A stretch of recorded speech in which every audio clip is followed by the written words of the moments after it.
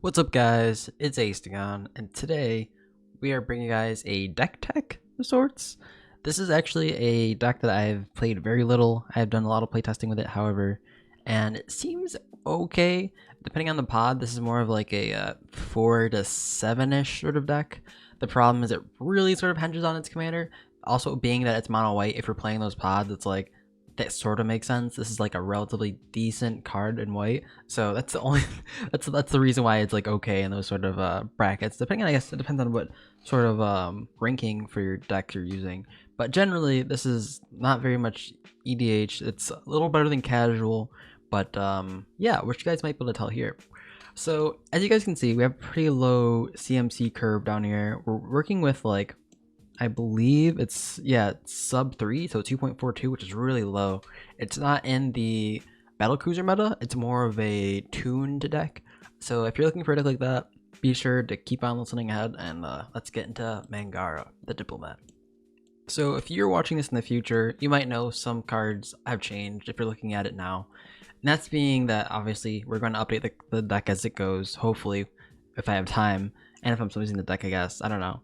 However, I'm just going to go over the very broad categories that this deck has in order to sort of accomplish its goal, that is, win. And in the end, it's either winning through Approach of the Second Sun or Felidar Sovereign. Now, if you're watching this, I may or may not have a game to the side, and if I don't, the reason being is it was just so hard trying to win with this deck, this sort of deck in Brawl, especially in the environment now where we have only 1v1 formats. It seems that mono white would only work if there were other eyes to take the focus off us, because as soon as Mangara was like dead, we did not have enough artifacts to keep the steam going. It was just very hard to do. We did stop against like some aggressive decks simply because the attack clause, or like they attack us, we have lifelink on our commander and we draw a few cards. But other than that, it was super hard finding like answers and stuff, because it's just like we're just going through our deck so slowly. So let's get into the first category. Our first category is ramp. Now, the deal with this deck is you want to play your commander as soon as possible. So I think there's a stat thing on the command zone where they go over what your commander CMC is and the amount of times, about how many times your commander will be cast per game. And so it's not until you get after like the 4 mark, I guess no, the 3 mark, that your commander is cast at least once a game, and it's very little percentage ever casted again, which is somewhat understandable because I think games last around what is it? It's like 10 to 12 or 8 to 12 turns, something along those lines. It's sort of like the sweet mark, I believe. I could be mistaken, but the idea is this deck relies so heavily on its commander in order to get like going and steaming off that you want to be able to cast your commander as soon as possible. So we have a lot of low CMC cards. The idea is around turn 3, 4, but if you can cast it turn 2, that's good enough. This isn't a commander that needs to hit the board and do things automatically. It'll just work for himself. So that's why I think it's so interesting. There's no need for it to like have a haste or anything, right? It already acts by itself. It stops people from playing cards, and it draws you cards. So we have ramp. So the ramp is to essentially get Mangara out as soon as possible. We want low CMC. Anything less than 2-3 CMC is where we want to be, because when I cast them as soon as possible, obviously turn 3, and if you're casting Mana Arcs turn 3, you're probably not playing it too well. So right now we have things like Arcane Signet, Expedition Map, and stuff like Soul Ring. These are the cards you want to keep. These are the cards that will help you get Mangara on turn 3. So even if you are dumping your hand, if you cast Mangara turn 3 and maybe you have some sort of protection, it's like you're probably off to a good start. You have Mangara out, he's going to start collecting cards and stuff, and you're just going to start getting your advantage, and that's what you want to do. From there, you want to start looking for more protection, because mid-game is definitely a harder part, because people are starting to ramp out their huge Elder Gargaroths and their huge like Dragons, and you can't really compete with that. The only way we can compete with that is sort of slowing them down. That's really what we have going on here. And so we have removal as our next category. And as you can see here, we have cards that are somewhat decent. They allow some sort of like card advantage, like Divine Reckoning, which I think is actually a pretty decent card. So each player chooses a creature they control, and then you destroy the rest. So this means, since we have very few creatures, we can like keep Mangara and then have everything else be destroyed. Generally, we do okay against like one creature right? If people have more than one creature, it's like it's still even probably good for us. Usually not attacking into us unless they can like kill all of our creatures, or like they're trying to stop something, right? They're trying to kill us. This is like okay card, and because it can get flashback, this is basically more than a 1 for 2, more than a 1 for 2. That's what's generally the idea we want with it. We want to have nice, valuable, and efficient removal, and this is what Divine Reckoning I think does. While there are some cards that aren't just like efficient in regards to just being a 1 for 1, since you're playing against 3 other people, we want cards that are fast. So we have cards like Fragmentize, and we have cards like Generous Gift. So they may be bad in the sense that they don't generate card advantage. However, we have our commander working for us, and we want to get rid of those things that will beat the game, or that will lose the game for us. So getting rid of like problematic stacks cards or problematic creatures will generally be the idea of removal. Also while keeping mana up, because this is in essence a control deck. So our next portion / category for our deck is our protection. So for protection, we have pretty much a wide variety of protection. This can definitely be tuned into different kinds of protection. Maybe Indestructible is probably the best. I don't know. I don't know how prominent exile effects are in your meta, or certain effects are in your meta. But we basically just want to protect Mangara. Like if we can protect Mangara, we'll draw more protection. That's basically the whole plan in this. So we have some pretty versatile protection, such as like Valorous Stance will protect against like board wipes. Also, it acts as removal as well, so this is super good. We definitely like modal spells like this, and they're generally just a good idea to have in your deck. Next up, we have something like Otherworldly Journey. Now this could probably be replaced with something else. You can use it as sort of a blink effect if you really want. However, you can also use it as a protection against board wipe if you target Mangara. We also have cards like Dawn Charm, which can counter things, and also it can protect Mangara. So these are generally what you want for your removal pieces. They should be versatile and be able to protect your commander in most circumstances. We are playing white, so we are already at a disadvantage. So you shouldn't be worried if you can't protect against everything. So that's okay. Those are things you should know, but you should try to get as much protection as possible. And that's basically the plan of this.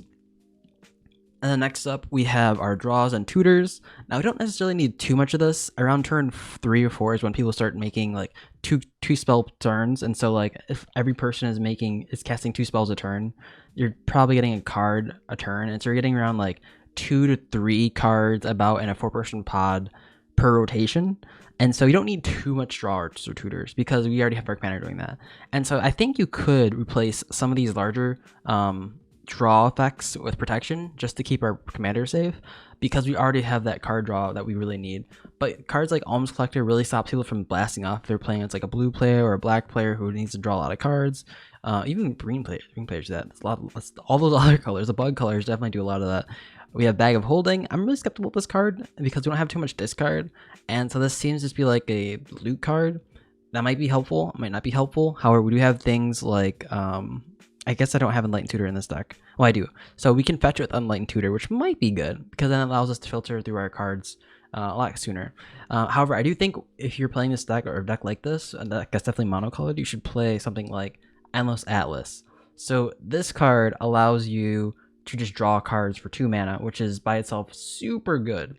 It's a 4 mana investment at first for the first draw, but after that, you're drawing 2 cards per turn, or 1 card per turn on top of your commander if he's out. And if he's not out, it's understandable that you're not drawing 2+ cards per turn, but if he is out, you're definitely drawing 2 cards a rotation, that is, excuse me. Which I think is pretty good. And then we have our more flex spot, which is our life gain. Now, I'm not quite sure what I want to do with this life gain package I have here. The idea of this life gain package is to facilitate a Feldar Sovereign win. Now, that might be too greedy. I feel like maybe we could hedge more on like the approach to the Second Sun by adding more protection and more draw, or maybe more removal, and get rid of the whole life gain package.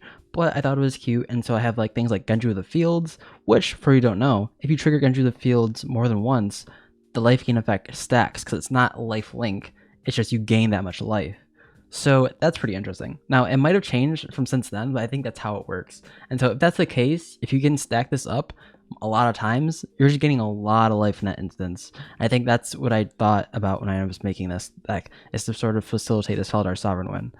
There are some interesting cards I thought were actually pretty decent, and we have something like Sarah Ascendant, which is just like a big beater, really turn 1. And we have something like Speaker of Heavens, which is a turn 2 maybe. That's like not even turn 2. It's like turn 3 maybe. Christmas Land we get, so we can start creating 4/4s, which is maybe, I mean, it's a lot less than a Luminarch Ascension, but it's kind of there. So that's the whole point of this, is try out new cards. I'm not really sure about this life game package at all, but we do have the beat plan if we really need to with Luminarch Ascension as our win con, which could work. I don't, it really depends on the meta, but if you are a battle cruiser meta, this might work because we do sort of facilitate an early game. If we can get something like Angel's Feather out and get into the fields early, we could definitely start getting things like that going. And next up we have Hate Bears. This is sort of more or less part of the removal package.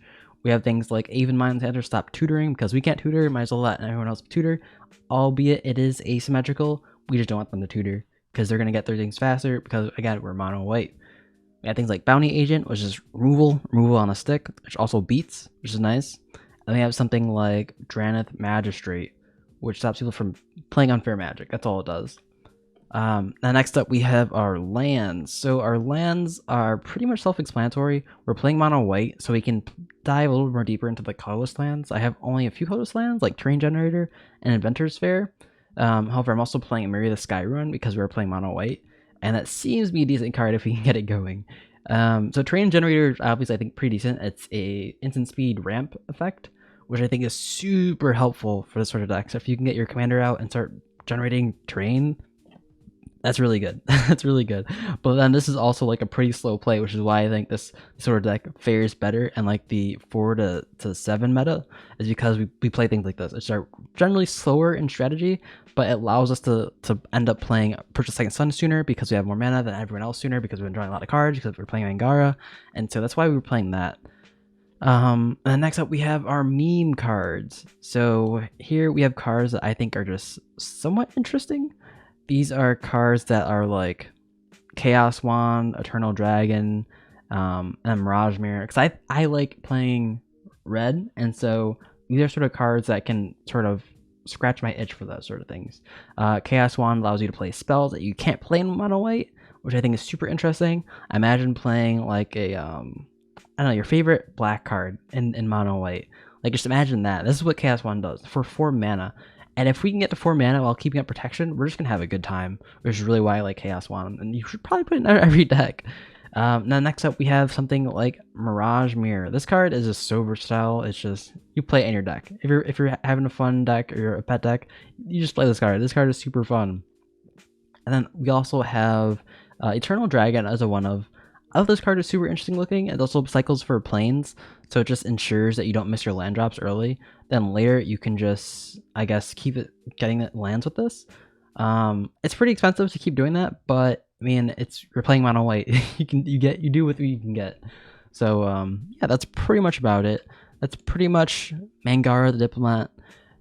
Basically, if you take anything from this, this is more of a control deck. You want to be ramping super early so that you can get to Mangara. You want to be protecting Mangara, and you also want to be removing problematic permanents. Then once you remove problematic permanents, you want to be able to start looking for win conditions. So that's things like Approach of the Second Sun, Valdar's Sovereign, and Luminarch Ascension. So Valdar's Sovereign is probably the least likely win condition. I think Approach of the Second Sun is probably the most easiest one to trigger. It is pretty slow, but again, we're mono white. It might be a little bland, but we're mono white, which is also reason why I play with things like Chaos Wand, right? It makes things so much more interesting, especially being able to use those sort of effects with Mangara. It's fun. It's super fun.